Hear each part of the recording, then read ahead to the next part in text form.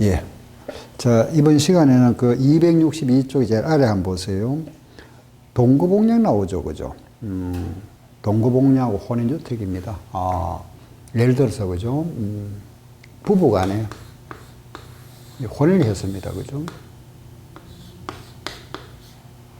저는 막 이렇게 부모 이래 하는데, 혼인했습니다.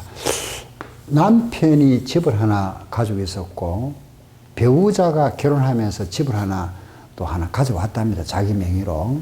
그래서 결혼하면서 집이 두 채 됐죠. 그죠? 이렇게 두 채. 이렇게 됐다. 이겁니다.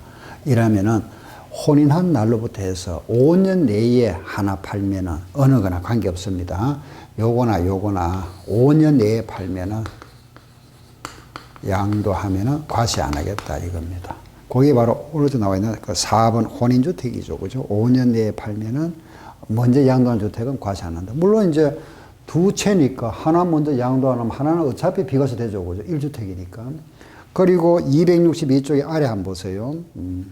동거복량 나오죠. 그죠? 예, 이거는 뭐냐 하면은 내가 집을 하나 가지고 있는데 부모님이 따로 살다가 부모님 모시고 내가 같이 살기 위해서 이제 집을 합치는 거죠. 부모님이 연세가 일료해서 합쳤다 이겁니다. 예. 주민등록상. 이제 그러다 보니 내 앞으로 집이 두 채가 되는 거잖아, 그죠? 따로 살다가 집은 따로 있죠, 그죠? 따로 두 채가 있는데 이제 부모님이 우리 집에 들어오면서 세대주가 내가 되니까 소유권 내가 넘어와서 집이 1세대 2주택이 됐다 이겁니다. 아시죠, 그죠? 한 세대가 2주택이 됐다. 이런 경우에 집이 두 채죠. 이런 경우는 과거에 5년이었는데 여기 바뀌었습니다. 10년으로. 이런 경우는 둘 중에 한 채를 몇 년 내에 10년 내에만 팔면은 과세 안 하겠답니다. 10년 내에. 아시겠죠? 10년 내입니다. 요게 5년이고 10년입니다. 혼인은 몇 년? 5년. 동거복량은 몇 년? 10년. 이때 부모 연세는 60세입니다. 둘 중 하나. 아셨죠? 예, 이상. 그래서, 이렇게 해서 우리가, 부모, 동거복량 몇 년? 10년. 아셨죠? 혼인은 몇 년? 5년. 이거 밖에 한 요거. 좀 체크하세요. 요거. 아시겠죠? 10년. 예. 그 2번에 나와 있는 장기저당 담보, 이거는 시험에 거의 잘 안 나옵니다. 영모기종이나 하는 거죠. 그죠? 이거는 뭐냐 하면은, 예, 우리가 이제, 아파트, 이런 이제 집을 담보정하고, 노후에 생활자금 받아 쓰는 거죠. 그죠? 예, 이런 걸 말합니다. 그래서 요 2주택이 된 경우에는, 예, 말하면은 제공된 주택은 1세대 1주택으로 간주해 주겠다는 겁니다. 예. 즉 말해서 이제 생활자금으로 우리가 담보정하고 빌어 쓰는 주택은 주택으로 안 보겠다. 제외해 주겠다. 이 뜻입니다. 그죠? 다음 5번째 내려가면 이제 뭐가 나옵니까? 농어주택 나오죠. 그죠? 시골 집을 말합니다. 농어촌 주택. 지금 내가 살던 도시에 서울에 집이 있고 시골에 농어촌에 주택이 있다. 집이 두 채잖아. 그죠? 두 채. 두 채인데 요 집을 팔았을 때 한 채로 간주해서 비과세 해주겠다는 뜻입니다. 요 농어촌주택은 어떻게 취득했느냐? 그죠? 첫째, 이걸 우리가 상속을 받은 경우하고, 그리고 이런 농어촌 주택은 우리가 농촌에 살다가 농촌을 떠났다, 이사 갔다, 이농주택이라고 하죠. 이농주택. 농촌에 살기 위해서 들어가는 뭘 하죠? 귀농이라 하죠. 그죠? 귀농주택. 요 경우입니다. 요 경우에 이게 일정 요건을 충족했을 때 요 집을 팔면은 과세 안 하겠답니다. 양도하면은 1주택으로 간주해서 비과세 주겠다. 집이 두 채라 하더라도. 그럼 상속주택인 경우는 돌아가신 분 있죠? 그 피상속인이 5년 살았으면 됩니다. 그 집에.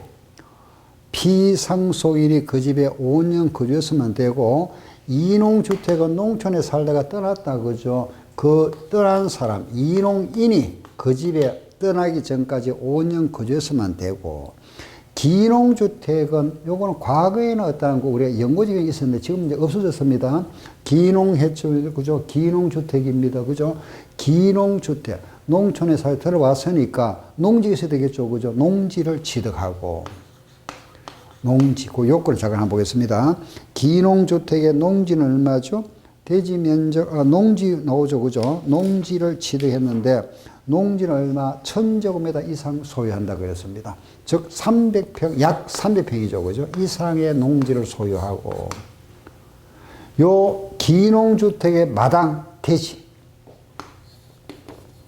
대지는 660제곱미터 이하. 200평 이하 된다. 이 말하면 기농했다 하면서 이 주택 마당이 클 필요 없잖아. 그죠? 왜? 요 제한을 왜 뒀을까요? 투기 방지죠. 그죠? 투기. 그렇죠? 큰 땅, 집이 조그만하고 땅 크게 샀다가 대팔 수 있잖아. 그죠? 이런 경우를 한다. 자, 이때, 잘 보세요. 요런 요건을 갖추었을 때는 요 집을 팔면은 비과세 주는데, 요 집은 기농했으니까 몇 년 살아야 된다. 3년 살면서 농사지라 이겁니다. 기본적으로 우리가. 그런데 요 집하고 요 집하고 뭔가 차이가 좀 있죠. 그죠? 상속과 이농주택하고 기농하고는 좀 차이가 있잖아. 어떤 차이가 있을까요? 한번 생각해 보세요. 요거 내가 상속받았고 농촌 살아 떠났고 농촌에 들어갔습니다. 그죠? 요 집과 요 집에 어떤 차이점이 있을까요? 생각 안 납니까? 자, 요 집은 원래 우리 집이잖아. 요거 이번에 샀는 거잖아. 이해되죠? 그죠? 요거는 원래 우리 아버지 집이든 뭐 하여튼 우리 집입니다. 그죠? 우리 집인데 요거는 이번에 기농주택이네. 이번에 샀는 거잖아. 그죠? 이번에 새로 샀는 집. 이해하죠? 그죠? 요 집을 기농주택인 경우는 요거는 5년 내에 팔아야 됩니다. 아셨죠? 아, 기농주택인 경우는 몇 년 내에? 5년 내에 양도해야 된다. 그랬을 때 과세 안 하겠다. 1주택으로 간주해 주겠답니다. 이제 이해하시겠죠? 그죠? 이게 농촌주택에 대한 비과세 규정이다 하는 걸 이해하시면 됩니다. 자, 이상, 요래 하면 이제 나머지는, 예, 요래 정리하고 나면은 6번에 보시면은 수도권 밖에 소유하는 2주택이다. 그죠? 요거는 뭐냐 하면은 지방주택이다. 그죠? 치약, 근부상 형편, 질병 요양으로 인해서 우리 서울에 집이 하나 있고 저기 부산에 어떤 치약이라는 아들 집을 하나 사뒀습니다. 그럴 때 잘 보세요. 서울 집을 팔았을 때 비과세 주겠답니다. 아시죠? 예. 우리가 우리 일반 주택을 양도하는 경우 이 집을 팔아야 이건 뭐 아무 혜택이 없죠. 그죠?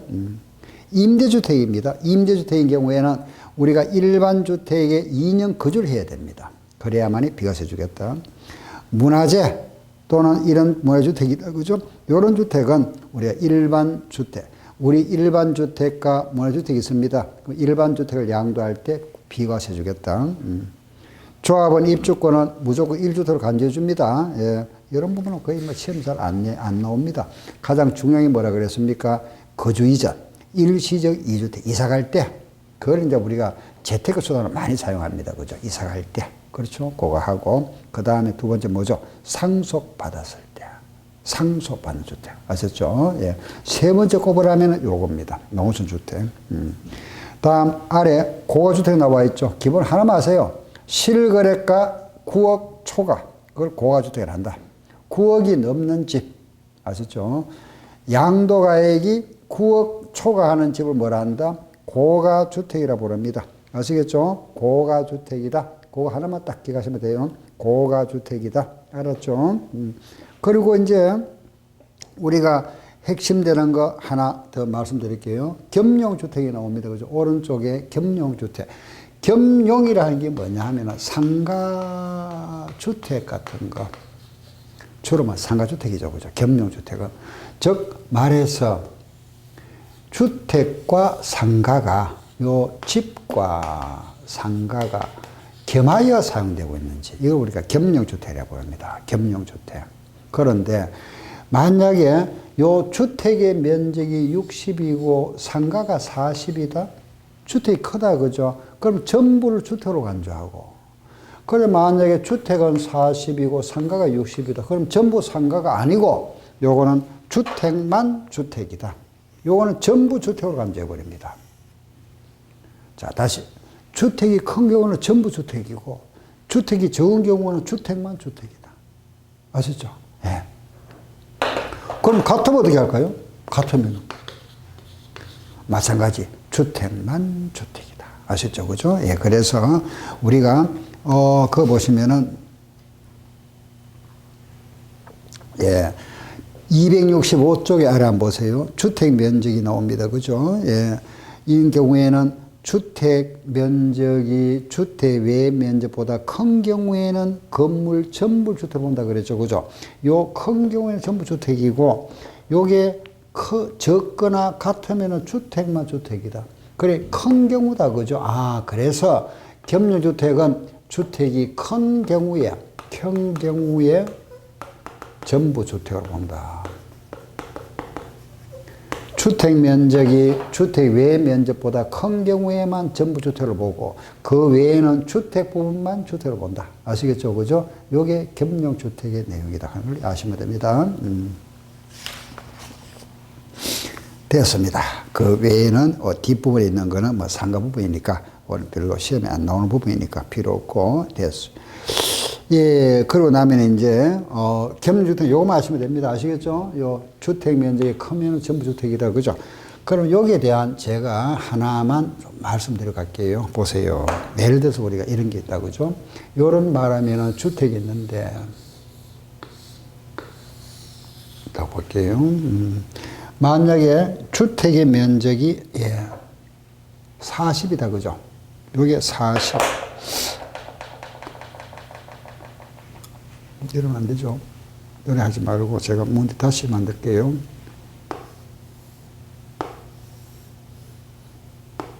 요거는 주택, 요거는 상가.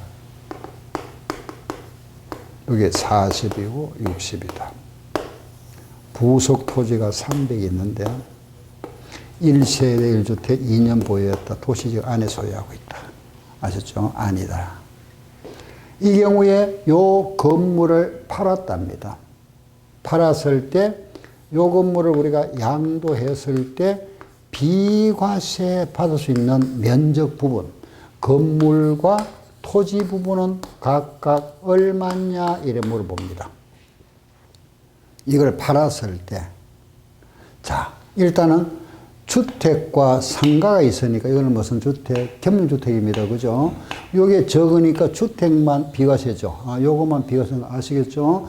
토지, 건물 40이 비과세 된다. 그러면은 토지는 얼마가 될까요? 예. 요 토지 부분은 전체가 300이죠. 그죠? 300인데 4대 6으로 나눠줘야 됩니다. 건물 면적에 비례해야 되니까. 그럼 4대 6이라는 거는 10분의 4죠. 그럼 요 주택의 토지는 얼마? 120이고 상가의 토지는 얼마? 180 되겠죠. 그죠? 그럼 주택의 40과 120은 뭐 된다? 비과세, 60과 180은 뭐 되고 과세되죠. 따라서 40과 120이다 이겁니다. 아셨죠? 예. 그러니 주택은 적다면은 요거만 주택이니까 40이 비과세고 요 건물의 면적에 비례해서 나눠줘야 됩니다. 아셨죠? 그럼 만약에 이게 300이 아닙니다. 그래서 요게 만약에 220이라고 가정할게요. 예를 들어서. 그런데 요게 40입니다. 그죠? 그러면 요게 220 비과세가 아니고 요 토지는 요 주택 면적의 안에 있으면 바닥 면적의 몇 배? 5배까지만 비과세죠. 5배. 200만 비과세입니다. 자, 그런 예를 하나 더 들어볼게요. 보세요.